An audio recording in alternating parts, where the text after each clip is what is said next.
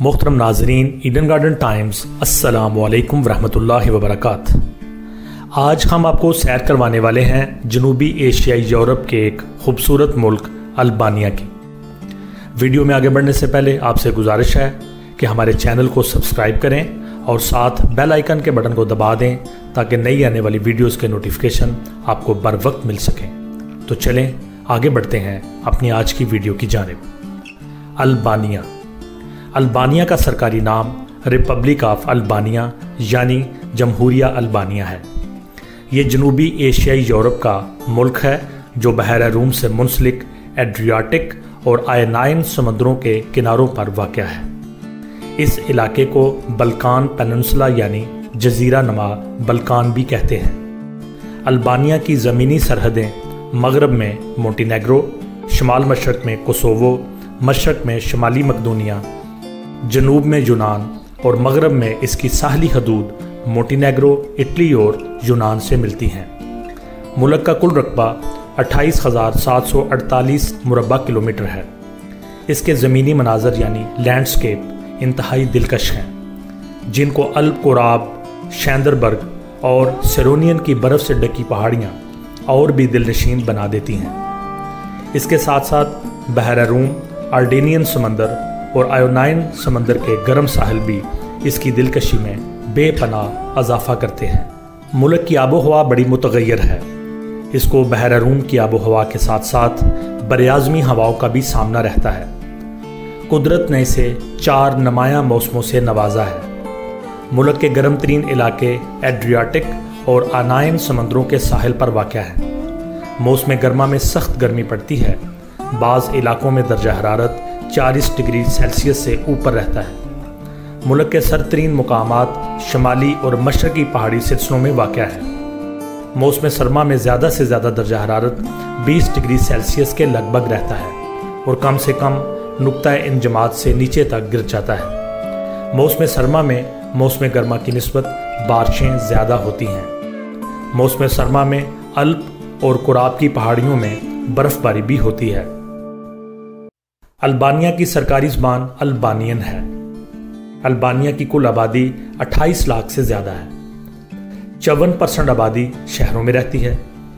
انتظامی لحاظ سے البانیہ کو 12 کاؤنٹیز میں تقسیم کیا گیا ہے۔ ہر کاؤنٹی کی اپنی کونسل اور ایڈمنسٹریشن ہے۔ سب سے بڑی کاؤنٹی تیرانا ہے اور تیرانا ہی البانیہ کا کیپٹل سٹی ہے۔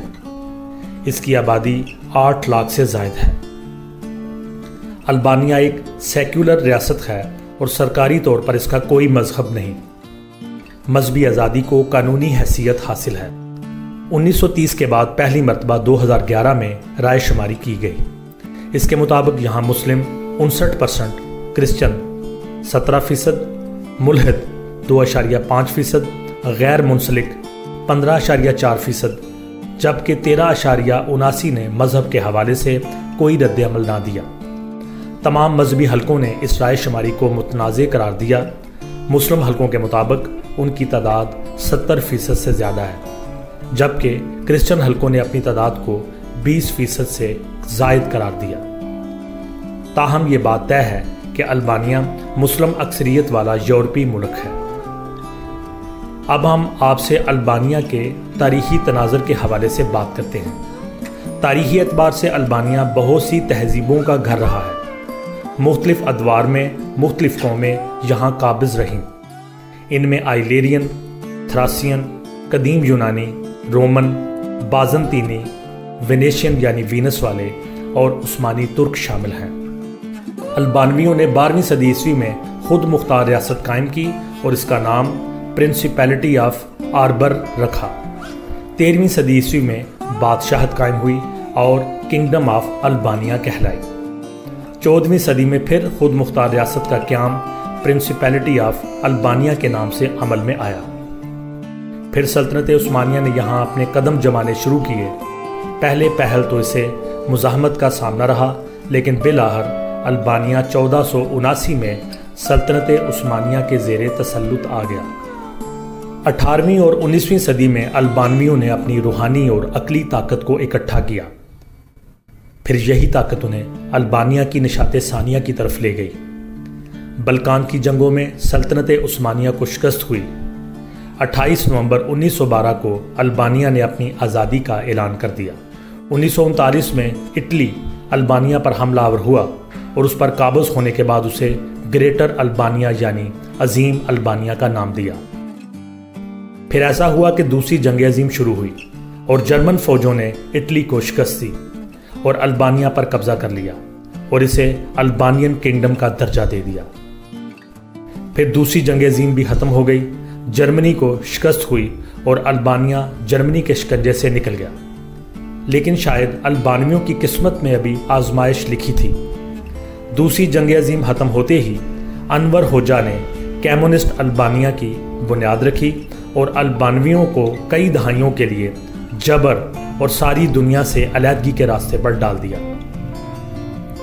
بالآخر 1980 کی دہائی میں انقلاب کی لہر شروع ہوئی اور 1991 میں البانیہ سے کمیونزم کا ہمیشہ کے لیے خاتمہ ہو گیا اور موجودہ البانیہ 29 اپریل 1991 کو دنیا کے نقشے پر ابھرا۔ اس کو فورتھ ریپبلک آف البانیہ بھی کہا جاتا ہے۔ آج کا البانیہ یک پارلیمانی آئینی جمہوریہ ہے، یعنی اس کی ایک ہی پارلیمنٹ ہے، 12 کاؤنٹیز ہیں۔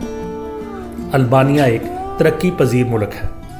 ملک میں مسلسل غیر ملکی مداخلت اور عدم استحکام کے باوجود یہاں خواندگی کی شرح یعنی لٹریسی ریٹ 98.7% ہے۔ Albania United Nations, World Bank, UNESCO, NATO, WTO اور OIC کا ممبر ہے۔ البانیہ یورپی یونین میں شامل نہیں، لیکن کافی عرصہ سے اسے آفیشیل کینڈیڈیٹ کا درجہ حاصل ہے۔ البانیہ کے حوالے سے چند مزید معلومات جو آپ کو بے حد پسند آئیں گی۔ البانویوں کی شامیں چہل پہل میں گزرتی ہیں۔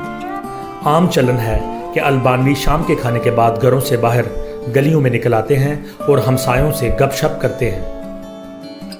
جب کوئی البانوی مرد یا عورت آپ سے کسی بات میں متفق ہو تو وہ نفی میں سر ہلائے گا، اور اگر وہ آپ سے کسی بات میں متفق نہ ہو تو ہاں میں سر ہلائے گا۔ آپ کو خبردار کیا جاتا ہے کہ البانیہ میں ہاں کا مطلب نہ اور نہ کا مطلب ہاں ہے۔ آپ کو سارے البانیہ میں کئی جگہوں پر آدم نما پتلے، جن کو سکیئر کرو کہتے ہیں، یا ٹیڈی بیئر لٹکے ہوئے نظر آئیں گے۔ البانوی یقین رکھتے ہیں کہ اگر کسی زیر تعمیر جگہ یا پراسرار جگہ پر یہ آدم نما پتلے یا ٹیڈی بیئر لٹکا دیے جائیں تو ہمسایوں کے حسد سے بچا جا سکتا ہے، اور کچھ لوگ تو ان کو خوش قسمتی کی علامت بھی سمجھتے ہیں۔ 1991 تک البانیہ میں کاروں کی تعداد انتہائی کم تھی، کیونکہ کمیونزم کے باعث دہائیوں تک ملک جدید دنیا سے الگ تھلگ رہا۔ لہٰذا اگر آپ البانیہ جائیں تو ایک بات کا ضرور خیال رکھیں کہ البانوی دنیا کے بدترین ڈرائیور ہیں۔ سڑکوں کی حالت بھی کچھ زیادہ اچھی نہیں اور ان کی کاریں بھی زیادہ بہتر حالت میں نہیں۔ مزید یہ کہ ڈرائیوروں کے ڈرائیونگ کے اپنے اپنے اصول و ضوابط ہیں۔ 1995 میں البانیہ میں یہ قانون پاس کیا گیا کہ تمام شہریوں کو اپنے ہوم ٹاؤن میں لگی ٹریفک لائٹس کا ٹیکس ادا کرنا ہوگا۔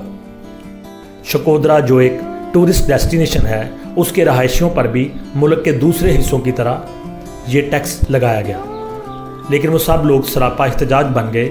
وجہ یہ تھی کہ شکودرا میں کوئی ٹریفک لائٹس سرے سے تھی ہی نہیں۔ انجیزا گونگسے بوجشیہو البانیہ میں پیدا ہوئی، لیکن دنیا ان کو مدر ٹریسا کے نام سے جانتی ہے۔ انہوں نے تمام زندگی بیماروں کے علاج کے لیے ہندوستان میں گزار دی۔ انہیں اپنی خدمات کے سلسلے میں نوبل پرائز بھی ملا۔ ترانا جو البانیہ کا دارالحکومت ہے، دلچسپ بات یہ ہے کہ اس میں دوسرے یورپی دارالحکومتوں والی تمام چیزیں موجود ہیں، لیکن یہاں پہ میکڈونلڈز نہیں ہے۔ ملک سے باہر رہنے والے البانویوں کی تعداد ملک کے اندر رہنے والوں سے زیادہ ہے۔ 70 لاکھ سے 1 کروڑ تک البانوی یورپ کے مختلف ملکوں جیسے کہ مقدونیہ، مونٹینیگرو، کوسوو اور یونان میں آباد ہیں، جبکہ البانیہ کے اندر محض 28 لاکھ افراد رہتے ہیں۔ 7,50,000 کے قریب بنکر پورے البانیہ میں جگہ جگہ نظر آتے ہیں۔ یہ سب انور ہوجا کے دور میں تعمیر کیے گئے۔ مقصد بیرونی حملہ آوروں سے بچنا تھا۔ اکثر البانوی 50 سالہ علیحدگی کی ان یادوں کو پسند نہیں کرتے۔ चांदेक को मौजूदा हुकूमत ने सकाफती अजायब घर बना दिया है। कुछ पर फनकाराना नक्शो नगार बनाए गए हैं और कुछ को टूरिस्ट अट्रैक्शन में तब्दील कर दिया गया है। थिरकते ख्यालात और जवानी से लबरेज जज्बात वाला तिराना मुल्क का दिल है। कम्युनिज्म के बाद का दौर तकरीबन बदल चुका है। ये अमली तौर पर अपनी पुरानी पहचान खो चुका है। इमारतों, अवामी चौराहों, पैदल गलियों में बुनियादी रंग जा बजा नजर आते हैं और यही रंग नए कारोबार और ख़रीदारी के मराकज़ में बिखरे पड़े हैं। अगर आप तिराना की अप मार्केट ब्लूकू जाएं तो आपको वहाँ बड़े बड़े बार, ग्रैंड बुलीवार्ड नज़र आएंगे और यहाँ आपको सल्तनत उस्मानिया के आसार भी दिखाई देंगे। अगर आप अमेरिकन स्टाइल हैमबर्गर खाना चाहते हैं तो अल्बानवी फूड चेन कोलोनॉट ज़रूर आएं। इसका लोगो मशकूक हद तक मैकडोनल्ड से मुशाबे है। अल्बानिया के रवायती लिबास में वूल, कॉटन, रेशम और कढ़ाई के नमूने और अलामात जैसे कि सोने या चांदी से बना अल्बानवी उकाब। दूसरी अलामात में चांद, सितारे, सूरज और सांप शामिल हैं। अगर आप यहाँ से कोई अच्छा तोहफा घर ले जाना चाहते हैं तो ओपिंगा का एक जोड़ा ज़रूर लें। ये एक रवायती जूता है जो मर्द और औरत सभी शौक से पहनते हैं। हम उम्मीद करते हैं कि अल्बानिया के हवाले से ये दिलचस्प मालूमात से भरपूर वीडियो आपको पसंद आई होगी।